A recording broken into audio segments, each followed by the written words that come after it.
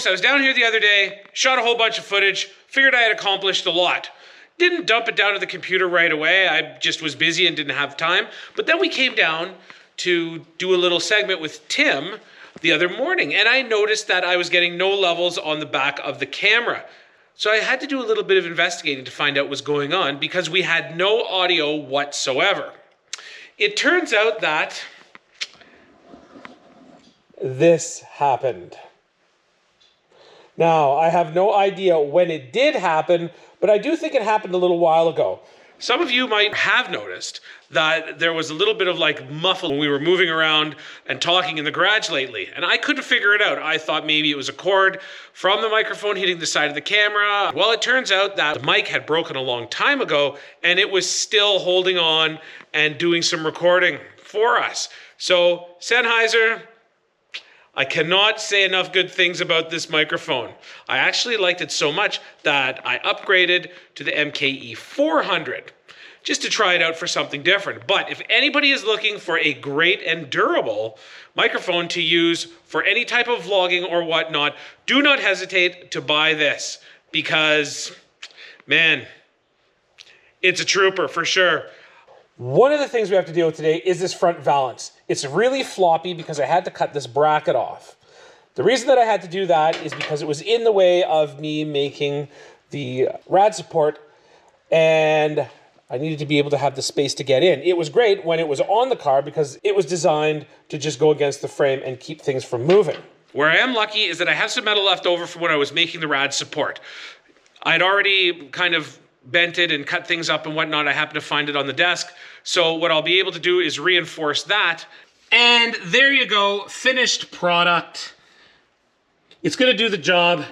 Maybe a little bit of sloppy welds in here, but you know what? It's gonna hold it in place and things aren't gonna move around. So it's still got a little bit of movement in it, but that's also because I don't have any of the bolts installed over on the side. I've got like one here and one here. So once I get the stuff on the outside, that will help stiffen things up considerably, and it will be a lot nicer to work with. Same thing with when I've got the grill in here too.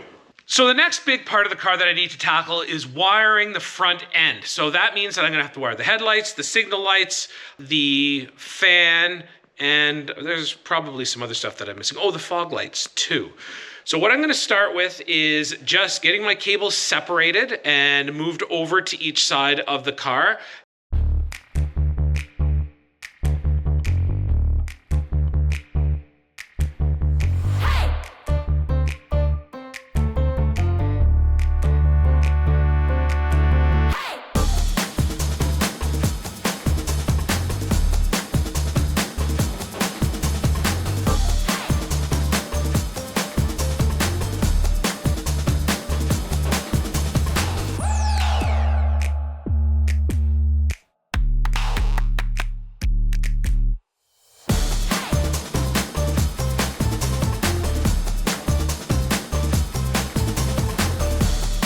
So as you saw in the time warp, I've got these guys run on both sides. Now, I've got everything run through here for my lights. Same thing with the signals. Next up is wiring the relay for the cooling fans.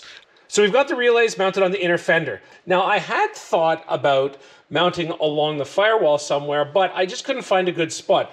There's a lot of electronics and wires and all that sort of stuff on the other side of this section, and I didn't want to run the risk of running a screw through something. So I figured this would probably be the next best spot.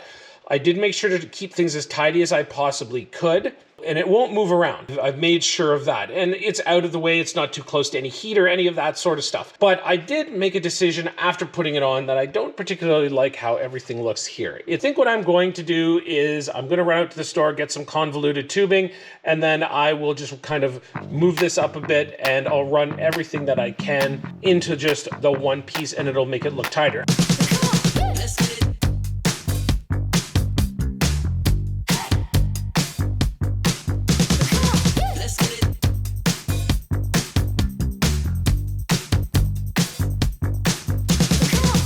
So one thing I'm gonna make sure to do is these wires go in to my temperature switch right there. Something I never realized about how the temperature sensor switch works is that basically all it is a ground. And when it engages, it sets the ground, which then turns the fans on.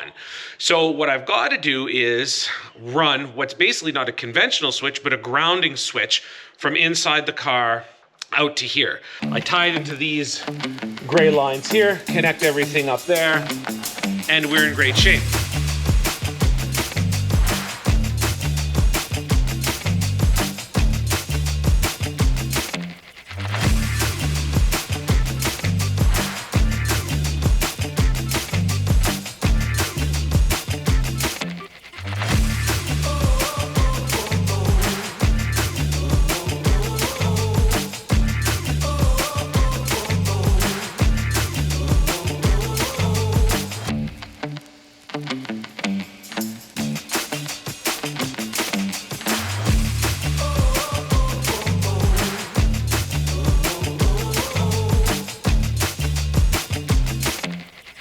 I think that looks way more tidy. I've also got all my stuff run here for the fan connections. I've got some grounds here that I have to deal with. I'm also going to run some grounds for the headlights and connect them in with these guys as well. Seems to make the most sense to me. Might as well just have one point. The other issue that I'm running into is the fans are supposed to run off of the battery, which means that I get to have the fun and excitement of running another cable to the back. So the fans are all wired up. That took me way longer than I thought. Wiring can either go pretty quick or it can be pretty tedious. It calls for power directly from the battery. So I've run another power wire off of my block here.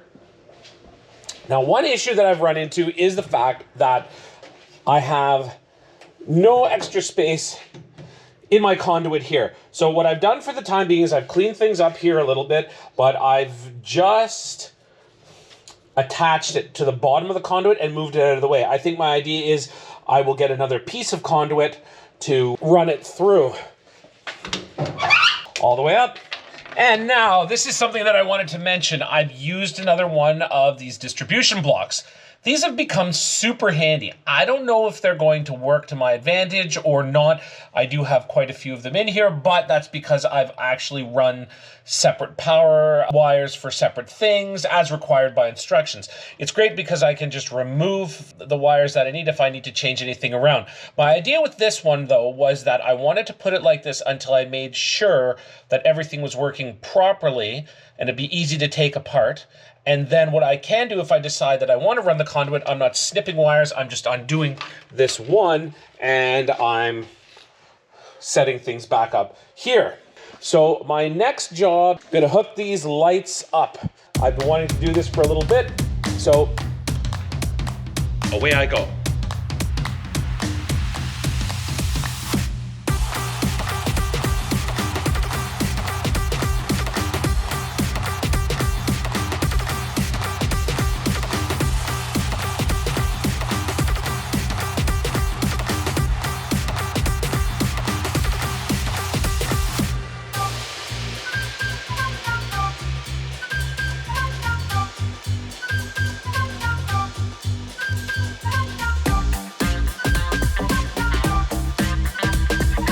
There's all sorts of crazy different headlights that I saw online that some look neat, some look like you were trying too hard.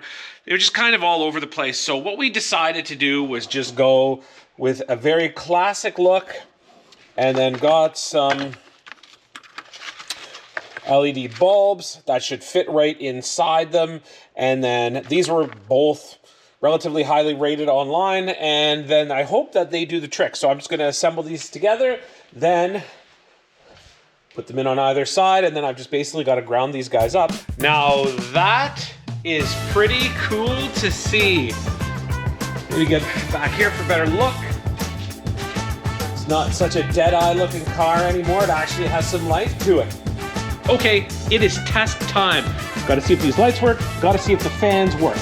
I had been trying a few things earlier with no success. I think I figured out what the problem is, and I'm crossing my fingers that it all works now. So first up, let's check the lights. Plus, we'll check the backup lights at the back. Key on. Everything's firing up. So,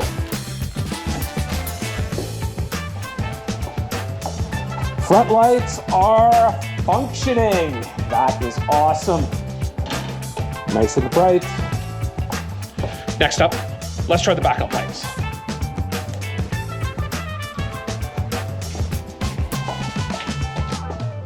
Oh, nice and bright back here too. Can even give the interior light a whirl. Everything's lit up nicely down there. And so, the final test. Will these fans come on when I flip the override switch? Ha. And they do. That is perfect.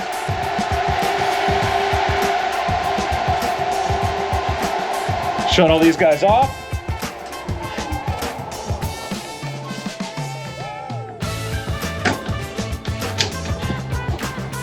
All that's left for me now is to put on the front grille and bumper, then I can hook up the front fog lights, and wiring for the front end is pretty much done. So now I'm working on the grille. One of the things that I've wanted to do for a while, some people might like it, some people might not, is put some Raptor lights on it. For those who don't know what Raptor lights are, hold on one sec. There you go. You see them on lots of cars now, actually, but I do believe that they originated on the Raptor trucks when they first came out. So what I'm doing is, got some old school lights here. There's a regular incandescent bulb. Cost me about $5 each. I'm gonna run them along here. Pretty straightforward, self-grounding, single wire. So what I'll do is I'll hook those up so that when the running lights come on, these guys will come on too. I'm just making some little brackets and attaching them in the back. I had actually pulled this all apart, or tried to pull this apart, to be able to just screw these on without making a bracket, but it turned out that was pretty much impossible. So the grill is on, and I think it looks pretty good. Only held in by a couple of bolts at the moment in case I want to pull it back out again. The lights seem to work for me. The one thing that I love is the fact that I found 3 black ones in town at one of the shops, and that was all they had. And then another one had 1 white one. But you know what? Nothing needs to match on a car like this. Next up, got a couple problems here. Wiring. So I managed to find the sockets that I needed. But the problem is, I don't have the bulbs to go into the sockets. So unfortunately, I cannot wire stuff up and test it out and see what's going on until I find those bulbs. So up at the store the other day, thought I'd get some cool LED ones to do the trick, and they do not fit in this hole. And of course I can't drill the hole any bigger because then the socket will not fit. I figured that there'd be something around here that I could use just for the time being to test and see if stuff works, but I haven't been able to find anything so far. I'm gonna keep on the hunt though and see if I can. The other thing I gotta do too is crawl around underneath here and get some more bolts in to tighten stuff up. That's gonna be a lot of fun, yay. So I have made some progress. Bumper is on. Looking good. A little bit of finagling to get that back in place. I did run into one issue when I put the front end together and adapted everything. We only had the small tires on the car. So now that we've got the big ones on, we can see we've got a bit of a contact point there. So I'm gonna have to do some shaving, get that fixed, but that's no big deal. So the front of the car has all of the lights installed now and everything is all wired up. Got the running lights and blinkers installed. That was a big one. Finding the right bulbs was a real challenge, but I did manage to track some down, threw some LEDs in there, and they are super bright, as you're gonna see in a second. Now, had to do some tear apart here because we were having problems with the one switch and I haven't reinstalled it yet. So put that on. We're gonna turn on our front fog lights.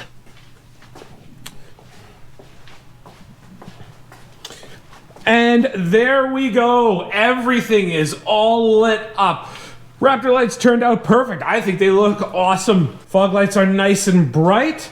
And the best part too is, turn the car on, flick that, and we've got a left blinker. We don't have a right blinker. I don't know why yet, but we'll figure that out. We've also got some running lights at the back here and a blinker as well. This Turned out to be a bit of a bummer. Had some wiring issues with this, so I did order another new taillight. I was able to track one down that isn't that expensive. So that's it for this episode, folks. It was definitely a challenge getting everything done, but man, I am so glad that we've got this part of the project all finished. Thanks for watching. Hope you enjoyed it. Have a good one.